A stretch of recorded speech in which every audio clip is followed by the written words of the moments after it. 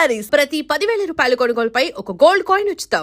మీరు చేసిన సీతామహాలక్ష్మి సినిమా అక్కడి నుంచి చాలా సంవత్సరాల తర్వాత నిజం సినిమాలో కనిపించారు. అక్కడి నుంచి చాలా సంవత్సరాల తర్వాత మళ్ళీ దేవరలో కనిపించారు. మీరు కనిపించేది ప్రతి 20 ఏళ్ళకి ఒక్కసారైనా మీ క్యారెక్టర్స్ ఇచ్చే ఇంపాక్ట్ అది కొన్ని తరాల మీద అలాగే ఉండిపోతుంటుంది. మీకు ఒక రియల్ టైం ఎక్స్పీరియన్స్ చెప్పాలి. ఈ ఇంటర్వ్యూకి నేను వస్తున్నప్పుడు మా అమ్మకి ఫోన్ చేశాను. మా అమ్మ వయసు కూడా ఒక 60 ఏళ్ళు ఉంటాయి. ఇలా రామేశ్వర్ గారిని కలుస్తున్నాను, ఈరోజు వారితో ఇంటర్వ్యూ ఉందంటే మా అమ్మ ఒక మాట అన్నారు.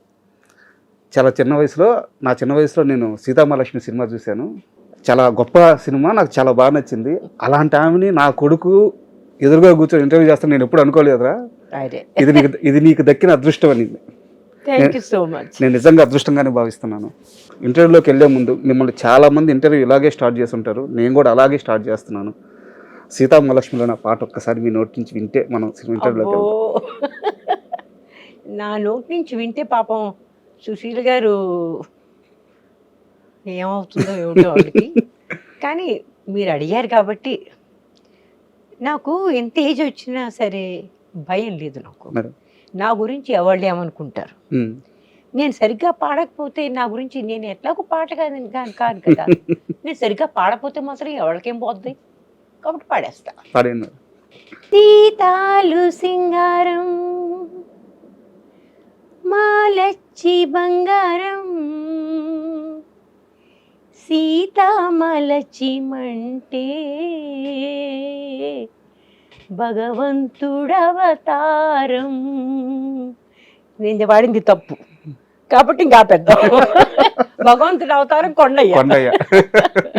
బట్ ఆ పాట అలా ఆ లిరిక్స్ ఒక 2 లిరిక్స్ వినిపిస్తేనే ఆ జ్ఞాపకాల్లోకి వెళ్ళిపోతాము. Super madam. అండ్ ఫస్ట్ మనం సీతామహాలక్ష్మి సినిమాతోనే మొదలు పెడదాము. సినిమా స్టార్టింగ్ ఒక సీన్ ఉంటుంది మేడం, మీరు ఆ స్టేజ్ మీదకి హీరోయిన్గా వస్తారు, ఆ కార్యక్రమం జరగద్ది, మీరు ఆ బహుమతి ఏదో ఇస్తారు, వెళ్ళిపోతారు. చంద్రమోహన్ గారు మాత్రం దూరంగా అలా మీ దగ్గరికి రాకుండా దూరంగా తిరుగుతూ ఉంటారు. ఫంక్షన్ అంతా అయిపోయిన తర్వాత ఆయన అక్కడ మాలన్నీ తీస్తా చాలా కింద డయాస్ మీద ఉంటారు, మీరు అక్కడ బాల్కనీలో నుంచి దిగుతా వస్తుంటారు. అంటే ఆ షాట్ ఎలా ఉందంటే ఆయన అక్కడే ఉండిపోయాడు, మీరు కెరీర్లో చాలా ఎత్తుకి ఎదిగిపోయాడు, ఆ ఎత్తులో మీరున్నారు, బట్ ఆ ఎత్తు నుంచి ఆయన కోసం మళ్ళీ స్టెప్స్ దిగుతున్నారు అక్కడ మీరు. అంటే ఒక్క ఫ్రేమ్లో ఒక్క షాట్లో సీతామహాలక్ష్మి కథ మొత్తం చూపించేశారు. అది విశ్వనాథ్ గారిలో ఉండేది అదే. చాలా సింప్లిసిటీలో ఆయన కథ సారాంశం తీసుకొచ్చేవాడు. ఆయనలో ఉండే గొప్పతనం అది.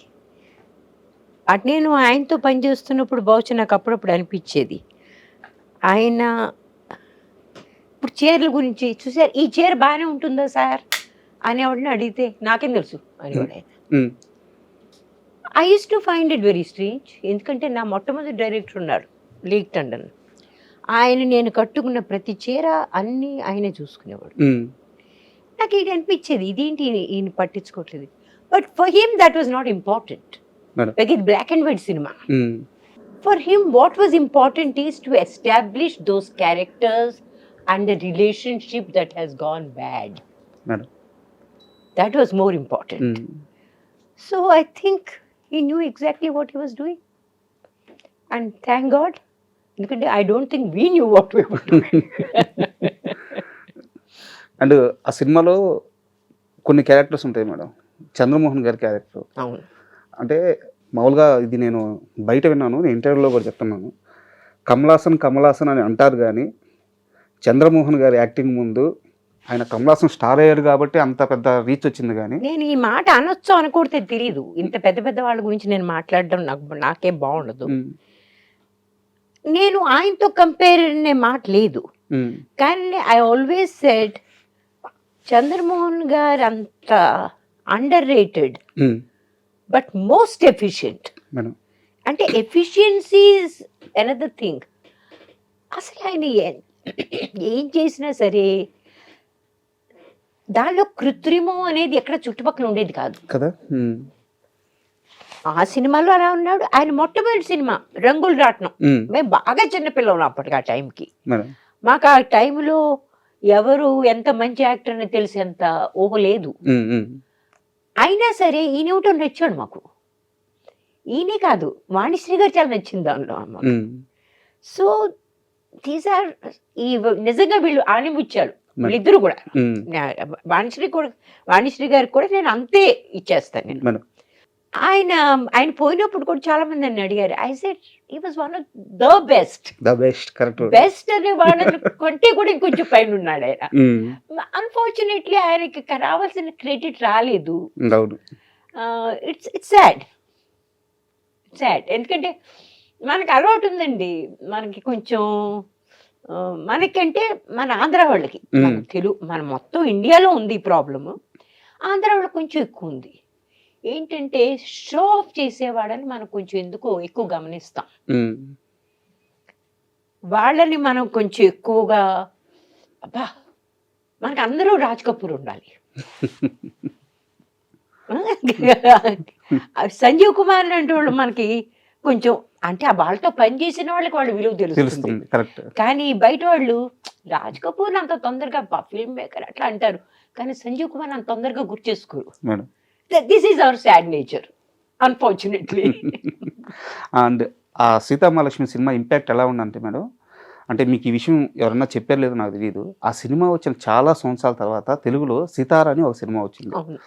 సితారా తరువాత మేము కొంచెం చిన్నపిల్లలుగా ఉన్నప్పుడు చాలా సంవత్సరాల తర్వాత రాజా అని ఒక సినిమా వచ్చింది వెంకటేష్ గారిది. మధ్యలో ఇంకా కొన్ని సినిమాలు ఉన్నాయి. ఈ సినిమాలన్నిటికీ ఇన్స్పిరేషన్ సీతామహాలక్ష్మి. ఆ తర్వాత నాకు తేజ గారు చెప్పింది ఏంటంటే దాని పేరేంటి రంగీలా సినిమా. అంతే, రంగీలా కూడా సీతామహాలక్ష్మిని అన్నాడు. మేము క్యాసెట్ పెట్టుకుని చూస్తూ దాని ప్రకారం సీన్లు రాసుకున్నాం అని చెప్పాడు. సో బట్ సీతామహాలక్ష్మి పాల్గొం పద్మరాజు గారు రాసింది ఆయన. దాని డైలాగులు జంధ్యాల్ గారు, ఇతరు కూడా they did a splendid job కదా, అద్భుతంగా చేశారు. పాల్గొం పద్మరాజు గారితో ఏంటో మేము కొద్ది గొప్ప ఆయన గురించి తెలుసు మాకు. So it was such a pleasure to meet them. వీళ్ళంతా స్టాల్వర్డ్స్ కదండి. చాలా జంధ్యాల్ గారంటే అప్పుడు ఆయన కూడా కెరియర్ మొదలవుతోంది, కానీ ఆ డైలాగులు ఎంత అద్భుతంగా రాశాడు ఆయన. ఆ డైలాగులో ఒక డైలాగ్ మాత్రం నాకు ఇప్పుడు కూడా నాకు సీన్ చేసేటప్పుడు ఎవరు నన్ను అమ్మ ఈ సీన్లో మనం కొంచెం సిగ్గుపడాలి అంట అనుకోండి, నాకు రాదు, సిగ్గుపడ్డం చేత కాదు. ఇంకోటి ఏంటంటే అనవసరంగా ఎక్కిళ్ళు పెట్టి ఏడవమంటారు, అట్లాంటివి చేత కాదు నాకు. దానిలో అట్లా ఏడవాలి, అలా ఏడమని చెప్పారు. నాకు స్టక్ అయిపోయాను. నేను న్యాచురల్గా చేయమంటే ఎంత ఎమోషనల్గా నేను చేయగలను. ఆ ఎక్కిళ్ళు పెట్టేయడం జనరల్గా మీరు గమనించారో లేదో, మనం ఎవరు కూడా మామూలుగా అలా ఏడము, సినిమాలోనే ఏడుస్తారు. సరే విశ్వనాథ్ గారు వచ్చి కాస్త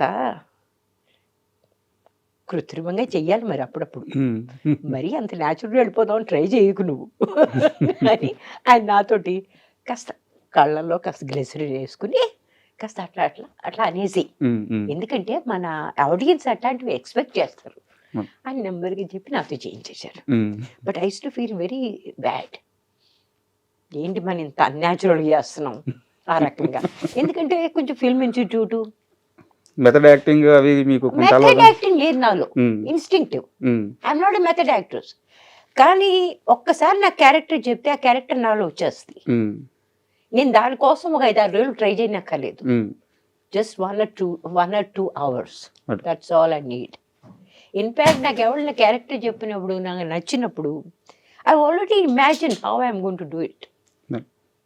I don't have to think about it, అది వచ్చేస్తుంది నాకు. బట్ అన్ఫార్చునేట్లీ మనకు అన్ని అవకాశాలు రావు. And for more videos, please subscribe to iDream. Please subscribe to iDream. Please subscribe iDream. And please subscribe to iDream. For more videos, subscribe to iDream. please like, share and subscribe to the channel. Congratulations, iDream. Subscribe to iDream. Subscribe to iDream. So subscribe to iDream Media. iDream ki iDream team andarki huge congratulations. Please subscribe iDream Media. Please subscribe to iDream. Subscribe iDream. Please subscribe to iDream. I dream అంటే నా కళల channel subscribe చేసుకున్న నోరు తిరుగుతలేదు. మీరైతే గంట గుర్తు కొట్టండి. For more such videos, please subscribe to iDream. Subscribe to iDream. Please subscribe to iDream. Please subscribe iDream Media. Please do subscribe to iDream. Please subscribe to iDream Media. For best entertainment and information, please subscribe iDream. And don't forget to subscribe to iDream.